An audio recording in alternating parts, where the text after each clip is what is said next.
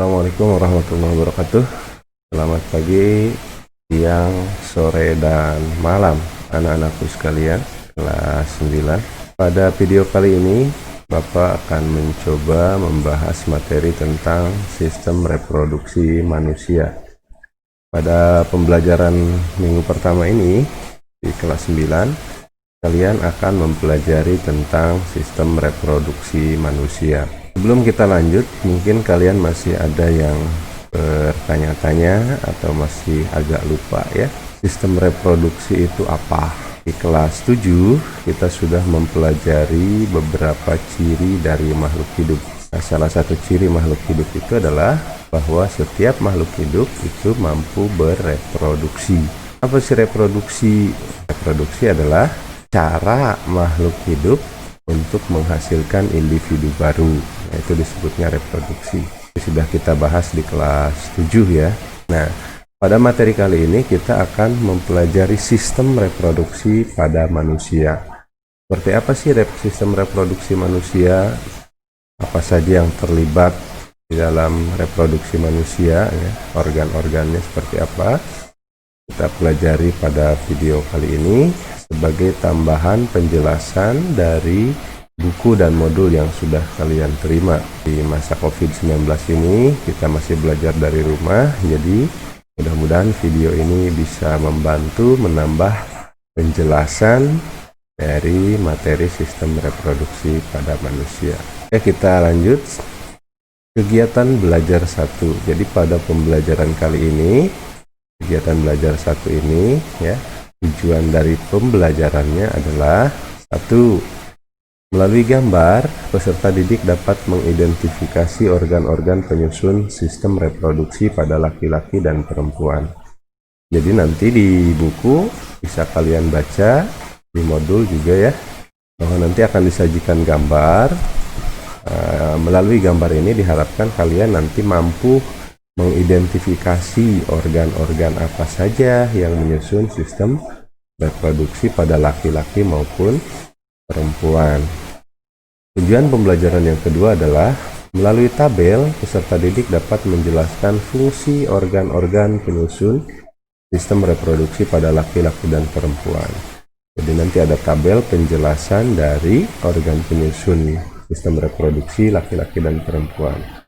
Sehingga diharapkan kalian bisa menjelaskan fungsi dari masing-masing organ penyusun tersebut. Oke, kita mulai dari yang pertama ya, organ reproduksi laki-laki. Silahkan kalian perhatikan gambar ini. Nah, ini adalah organ-organ yang berperan dalam sistem reproduksi laki-laki. Kita lihat yang pertama. Ya, yang pertama ini ada namanya vas deferens. Yang kedua uretra. Nah, vas deferens itu adalah saluran yang ini. Ini ya, sampai sini. Ini vas deferens. Yang ini ya, salurannya nih. Kemudian ada uretra yang kedua. Ini uretra, saluran yang ini. Nanti penjelasannya ada di tabel. Nah, ini uretra. Kemudian penis. Nah, penis ini yang ini. Nah, ini ya. Kasih tanda yang ini penis. Kemudian skrotum. Nah, skrotum itu yang ini.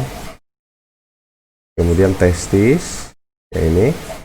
Kemudian epididymis yang ini. Kemudian kelenjar Cooper atau ada yang menyebutnya juga bulba uretra yang ini. Kemudian kelenjar prostat yang ini dan vesicula seminalis yang ini ya. Ini adalah gambar dari organ reproduksi laki-laki. Jadi pada setiap manusia laki-laki yang berjenis kelamin laki-laki, maka mempunyai organ-organ reproduksi yang seperti ini.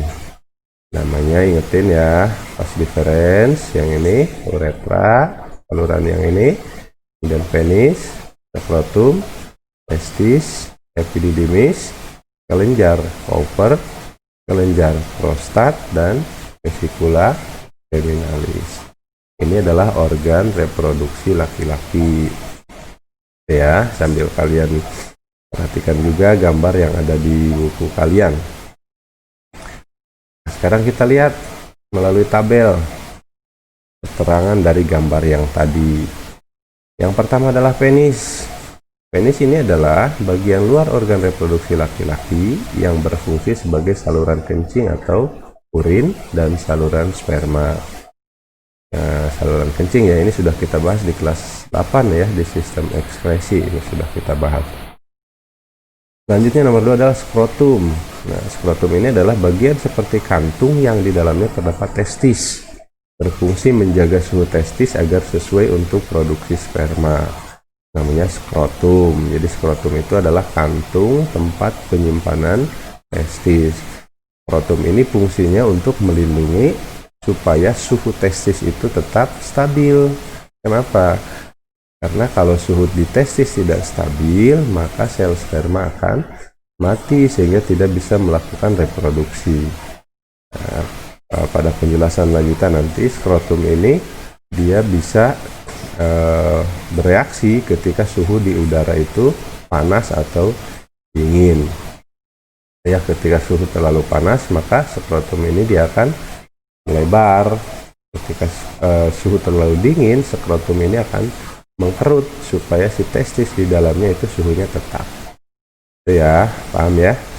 Nah, kemudian yang ketiga adalah testis. Nah, testis ini adalah bagian yang bentuknya bulat seperti telur lah ya.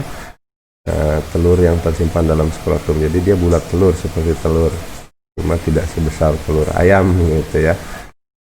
Berfungsi untuk memproduksi sperma dan hormon testosteron. Jadi testis ini fungsinya menghasilkan sel sperma dan hormon testosteron pada laki-laki. Nah, hormon testosteron ini hanya diproduksi oleh laki-laki gitu ya. Kemudian selanjutnya epididymis. Mana sih epididymis? Coba kita lihat lagi epididymis mana. Nah, ini epididymis ya. Nah, ini. Nah, ini. Nah, kita lihat fungsinya epididymis. Saluran yang keluar dari testis yang berbentuk seperti tanda koma dengan ukuran kurang lebih 4 cm. Berfungsi sebagai tempat penyimpanan sperma sementara. Jadi epididymis ini fungsinya untuk penyimpanan sel sperma sementara sebelum sel sperma itu dikeluarkan dari tubuh. Ya. Yang selanjutnya adalah vas deferens. Vas deferens ini adalah saluran panjang yang mengarah ke atas dan merupakan lanjutan dari epididymis. Berfungsi menghubungkan epididymis dan uretra. Kita sudah lihat tadi uretra itu ada di penis salurannya. Nah, yang menghubungkannya adalah vas deferens. Dari epididymis ke uretra itu disambungkan oleh saluran yang namanya vas deferens. Selanjutnya adalah uretra. Uretra itu adalah saluran yang terdapat dalam penis, merupakan akhir dari saluran reproduksi, berfungsi sebagai saluran keluarnya sperma dan urin. Nah, itu disebutnya dengan uretra. Nah, itu uretra ini sudah kita bahas juga di sistem ekskresi ya waktu kelas 8. Selanjutnya adalah kelenjar vesicula seminalis. Kelenjar vesicula seminalis ini adalah bagian yang berbentuk seperti kantung kecil berukuran kurang lebih 5 cm yang terletak di belakang kantung kemih. Fungsinya adalah menghasilkan zat-zat yang diperlukan untuk perkembangan sel sperma. Ya, ini kelenjar vesicula seminalis. Selanjutnya adalah kelenjar prostat. Nah, bagian yang berbentuk seperti kue donat yang terletak di bawah kantung kemih berfungsi menghasilkan cairan bersifat asam. Itu disebutnya kelenjar prostat. Yang selanjutnya adalah kelenjar Cooper. Bagian yang berbentuk seperti kacang yang terletak di bawah kelenjar prostat berfungsi menghasilkan lendir dan cairan yang bersifat basah. Nah, lendir inilah nanti yang akan keluar membersamai sel sperma untuk menyalurkan sel sperma. Itu ya. Jadi organ-organ reproduksi pada laki-laki itu ada penis, skrotum, testis, epididymis, vas deferens, uretra, kelenjar vesicula seminalis, kelenjar prostat, dan kelenjar Cooper. Ya, nanti kalau ada pertanyaan yang belum jelas, yang belum paham, silakan disampaikan di grup WA. Nah, informasi tambahan, pada anak laki-laki yang berusia 13 atau 14 tahun, atau kita sering menyebutnya dengan istilah puber ya. masa puber. Testis mulai memproduksi sel kelamin laki-laki yang disebut sperma dan hormon testosteron. Sudah Bapak jelaskan tadi, hormon testosteron ini hanya diproduksi oleh laki-laki. Proses pembentukan sperma ini disebut spermatogenesis. Ya, spermatogenesis itu adalah proses pembentukan sel sperma, dan itu mulai diproduksi oleh anak laki-laki rata-rata di usia 13 atau 14 tahun atau masuk masa puber. Ya, sampai sini. Nanti kita kalau ada pertanyaan yang belum paham silahkan disampaikan di grup WA. Lanjut kita ke materi selanjutnya, yaitu organ reproduksi perempuan. Nah, ini gambarnya, silahkan kalian amati, kalian juga sambil lihat di buku macam-macam atau organ reproduksi pada perempuan. Ya, yang pertama pada organ reproduksi perempuan ada yang namanya ovarium. Nah, ini ovarium ya, ini 1, 2, ada 2 pada perempuan, ovarium ada 2, 1, 2. Kemudian yang kedua adalah tuba Fallopi. Nah, ini tuba Fallopi. Kemudian yang ketiga infundibulum, yang ini ya. Kemudian selanjutnya adalah uterus. Nah, ini uterus atau orang kita sering menyebutnya rahim. Rahim ya. Kemudian endometrium. Nah, ini endometrium. Kemudian vagina. Nah, bagian vagina itu dari sini, ini maksudnya ke vagina. Kemudian ini cervix, atau ada juga yang menyebutnya istilah cervix ini dengan mulut rahim. Nah, ini. Nah, kita lihat penjelasan dari masing-masing gambar ini ya. Ada slide berikutnya, Bapak jelaskan satu-satu. Yang pertama tadi ovarium. Ovarium itu strukturnya berbentuk seperti telur, berjumlah 2 buah, terletak di samping kanan dan kiri rahim. Fungsinya menghasilkan sel telur. Jadi kalau laki-laki tadi menghasilkan sel sperma, sedangkan pada perempuan menghasilkan sel telur atau ovum, istilahnya ya. Nah, itu dihasilkannya di ovarium. Ovarium itu ada 2 tadi, sebelah kiri dan sebelah kanan dari rahim. Yang kedua adalah saluran telur. Saluran ini panjangnya kurang lebih 10 cm, menghubungkan antara ovarium dengan rahim atau uterus. Jadi dari ovarium disambungkan ke rahim melalui saluran telur atau istilahnya tuba Fallopi. Ada yang nyebutnya dengan oviduk. Selanjutnya adalah nomor 3 infundibulum. Nah, ini struktur berjumbai dan merupakan pangkal dari tuba Fallopi. Itu namanya infundibulum. Selanjutnya adalah rahim atau uterus. Nah, strukturnya seperti buah pir yang berfungsi sebagai tempat berkembangnya janin selama kehamilan. Itu disebutnya rahim atau uterus.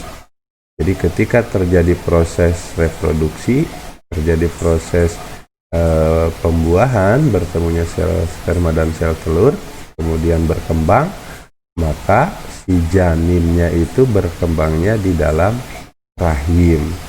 Kita mengalami ya 9 bulan kita di dalam rahim, kemudian baru nanti setelah 9 bulan dilahirkan gitu. Selanjutnya adalah endometrium. Nah, endometrium ini adalah lapisan yang membatasi rongga rahim dan meluruh saat menstruasi. Jadi pada perempuan ini ada bagian yang namanya endometrium, itu lapisan yang membatasi rongga rahim. Dan pada setiap bulan setelah perempuan masuk masa puber, endometrium ini akan meluruh saat menstruasi, sehingga keluarlah darah luruhan dari endometrium ini. Jadi endometriumnya meluruh karena tidak terjadi proses kehamilan, maka keluarlah darah menstruasi. Jadi yang meluruh ini adalah endometrium. Selanjutnya adalah vagina, saluran yang menghubungkan lingkungan luar dengan rahim, saluran mengalirnya darah menstruasi, dan saluran keluarnya bayi. Ini disebutnya vagina. vagina ini adalah organ reproduksi pada perempuan bagian luar. Serviks. Serviks ini adalah struktur rahim bagian bawah yang menyempit dan membuka ke arah vagina, atau yang Bapak sebut tadi dengan istilah mulut rahim. Ini namanya serviks. Jadi yang menghubungkan antara vagina dengan rahim, itu namanya serviks. Itu ya organ-organ reproduksi pada perempuan. Pada perempuan, alat kelamin luar adalah vulva dan labium. Sedangkan yang termasuk alat kelamin dalam yaitu ovarium, saluran kelamin yang terdiri atas saluran telur atau tuba Fallopi, rahim atau uterus, dan vagina. Kalian silakan cari di buku keterangan lebih detail tentang vulva dan labium. Ini adanya di vagina ya. Nah, sel kelamin perempuan disebut ovum. Kalau laki-laki tadi disebutnya sperma, kalau pada perempuan disebutnya ovum atau sel telur. Proses pembentukan sel telur disebut oogenesis. Kalau pada laki-laki tadi disebutnya spermatogenesis. Oogenesis terjadi di ovarium. Oogenesis dimulai pada saat seorang perempuan berada dalam kandungan. Kalian bisa bandingkan tadi antara laki-laki dan perempuan. Kalau laki-laki mulai memproduksi sel sperma di usia 13-14 tahun, atau kita masuknya masa puber. Sedangkan pada perempuan, oogenesis, proses pembentukan sel telur, itu sudah dimulai saat perempuan itu berada dalam kandungan. Itu bedanya ya, tolong dipahami. Itu pembelajaran yang ke-1 tentang sistem reproduksi pada manusia, yang membahas organ-organ reproduksi laki-laki dan perempuan. Sekarang kita masuk ke kegiatan belajar 2. Nah, kegiatan belajar 2 materinya adalah gangguan sistem reproduksi pada manusia dan penerapan pola hidup yang menunjang kesehatan reproduksi. Tujuan pembelajarannya, lihat, peserta didik dapat menghubungkan sistem reproduksi pada manusia dengan gangguannya. Kemudian tujuan yang kedua, peserta didik dapat menghubungkan sistem reproduksi pada manusia dengan penerapan pola hidup yang menunjang kesehatan reproduksi. Ini tujuan kegiatan belajar yang kedua. Sengaja Bapak buat videonya menjadi satu supaya lebih mudah ya. Nah, sekarang kita lihat. Sistem reproduksi pada manusia itu sangat rawan terhadap penyakit. Penyakit tersebut dapat disebabkan oleh bakteri, jamur, atau virus.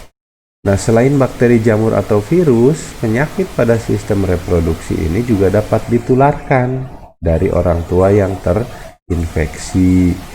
Jadi kalau orang tuanya kena satu penyakit sistem reproduksi, kemudian umpamanya dia hamil, maka anaknya itu bisa tertular.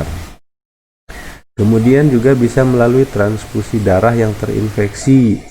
Jadi kalau transfusi darah, darahnya terinfeksi salah satu penyakit reproduksi, maka itu bisa tertular.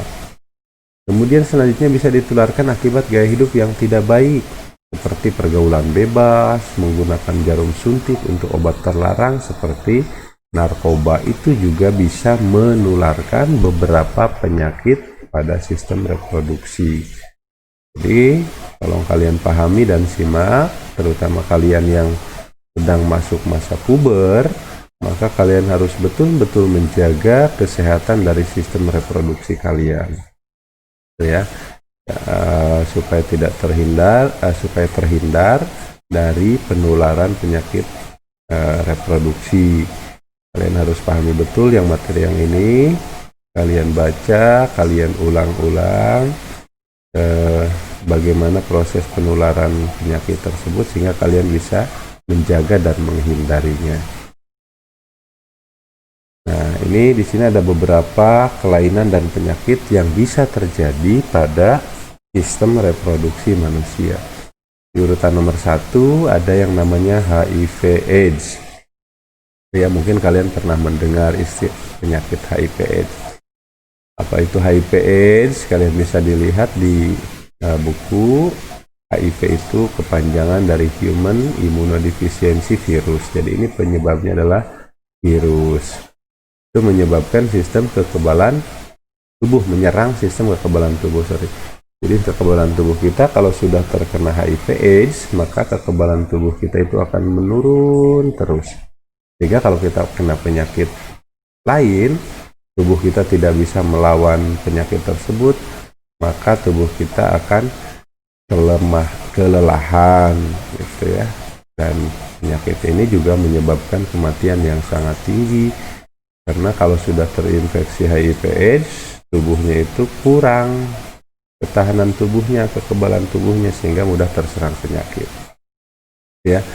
Dan sampai sekarang kalau tidak salah informasi Bapak, HIV/AIDS ini belum ada obat yang bisa menyembuhkannya, hanya bisa mengurangi penyebarannya supaya tidak terlalu banyak menyerang kekebalan tubuh kita, hanya dilemahkan ya. Selanjutnya adalah gonore. Gonore ini adalah keluar nanah saat kencing pada laki-laki, keputihan berwarna kuning hijau pada perempuan. Jadi kalian harus hati-hati, ada penyakit yang namanya gonore. Gonore ini keluar nanah saat kencing. Jadi laki-laki kencing keluar nanah, itu harus hati-hati, segera periksakan ke dokter ya. Keputihan pada perempuan berwarna kuning hijau, itu juga salah satu indikasi penyakit gonore. Selanjutnya adalah sifilis, atau orang Indonesia lebih mengenalnya dengan raja singa.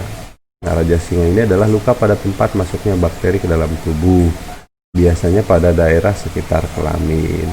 Ini namanya sifilis. Kemudian selanjutnya adalah herpes simplex genitalis. Ya, ciri-cirinya ya, gatal-gatal, pedih, kemerahan pada kulit di daerah kelamin, dan selanjutnya timbul lepuh kecil-kecil terus pecah dan menimbulkan luka. Jadi seperti apa ya, seperti kalau bahasa kita mungkin disebutnya seperti koreng gitu ya, herpes gitu. Selanjutnya adalah keputihan. Nah, keputihan ini berbau tidak sedap dan menyebabkan rasa gatal pada vagina. Ini terjadi pada perempuan. Ada penyakit kelamin atau penyakit sistem reproduksi namanya keputihan. Selanjutnya adalah epididymitis, yaitu peradangan pada saluran epididymis ditandai dengan rasa nyeri disertai pembengkakan pada salah satu testis. Jadi ini terjadi pada laki-laki. Jadi kalau testisnya sakit, membengkak gitu, itu harus hati-hati, kemungkinan adalah penyakit epididymitis. Itu adalah kelainan dan penyakit yang bisa terjadi pada sistem reproduksi manusia. Nah, ini beberapa faktor yang menyebabkan penyakit pada sistem reproduksi. Yang pertama, ini kurang menjaga kebersihan organ reproduksi akibat pergaulan bebas dan penggunaan narkoba, transfusi darah yang sudah terinfeksi penyakit, keturunan dari orang tua yang sudah terinfeksi melalui proses kehamilan. Seperti yang Bapak jelaskan tadi, kalau ibunya punya penyakit sistem reproduksi, kemudian dia hamil, maka ada kemungkinan janinnya atau bayinya nanti akan tertular. Nah, bagaimana sekarang upaya kita menjaga pola hidup sehat supaya kita terhindar dari penyakit reproduksi tadi, penyakit pada sistem reproduksi ya. Yang pertama, menggunakan celana dalam yang berbahan katun dan lembut. Itu ya, jadi kita jangan menggunakan bahan celana dalam yang kasar, itu ya, yang keras. Itu bisa mengakibatkan kelainan, ya, infeksi, gatal-gatal dan lain sebagainya. Jadi intinya kita harus gunakan bahan celana dalam yang berbahan lembut. Membilas bersih organ reproduksi. Itu ya, jadi kita harus membilas bersih organ reproduksi, terutama setelah kita membuang air kecil. Kemudian kalau sudah nikah, itu nanti ketika sudah terjadi hubungan suami istri, maka itu harus dibilas bersih organ reproduksinya supaya tidak berkembang bakteri dan virus yang jahat gitu ya, yang tidak baik. Mengganti CD ya pada laki-laki maupun perempuan, maka kita harus rajin mengganti CD. CD itu maksudnya celana dalam ya, bukan compact disc. Kemudian memotong bulu kemaluan. Ini juga adalah salah satu cara kita menghindari perkembangan bakteri di sekitar organ reproduksi. Jadi harus rajin memotong bulu kemaluan. Selanjutnya adalah menghindari sabun pembersih atau panty liner, terutama pada perempuan ya yang sering menggunakan sabun pembersih. Itu hati-hati, itu juga pada perempuan ya, supaya kebersihan organ reproduksinya baik. Ini bisa kita hindari penggunaan sabun pembersih dan gunakan panty liner. Penggunaan panty liner, jadi supaya organ reproduksi tetap sehat. Kemudian yang tidak kalah penting juga adalah rajin berolahraga. Menjaga pergaulan dan memilih gaya hidup sehat itu juga salah satu upaya untuk menghindari atau mencegah penularan penyakit pada sistem reproduksi. Kemudian dalam berinternet juga kita tidak mengakses situs-situs porno, situs-situs yang tidak baik. Itu adalah cara-cara pola hidup yang menunjang kesehatan sistem reproduksi. Dan di sini materi kita untuk sistem reproduksi. Nah, untuk tugas minggu pertama silakan kalian kerjakan LK yang ke-1 ya. Yang ke-1 itu dikerjakan semua. Kemudian untuk yang minggu kedua itu adalah membuat poster sebagai tugas proyek ya, penilaian proyek. Kalian membuat poster pencegahan penyakit seksual. Buatlah poster semenarik mungkin, sebagus mungkin, seindah mungkin, yang menggambarkan cara kita mencegah atau menghindari penyakit seksual. Silahkan kalian berkreasi untuk membuat poster sebagai tugas produk gitu ya. Oke, sampai sini saja dulu pertemuan kita hari ini di materi sistem reproduksi pada manusia. Jika ada pertanyaan, hal-hal yang kurang jelas, silahkan kalian diskusikan dan tanyakan di grup WA. Terima kasih, sampai di sini mudah-mudahan kalian paham. Dan Bapak berpesan kepada kalian tetap semangat, tetap punya motivasi yang tinggi untuk belajar meskipun kita masih belajar dari rumah. Ya anak-anakku, terima kasih. Assalamualaikum warahmatullahi wabarakatuh.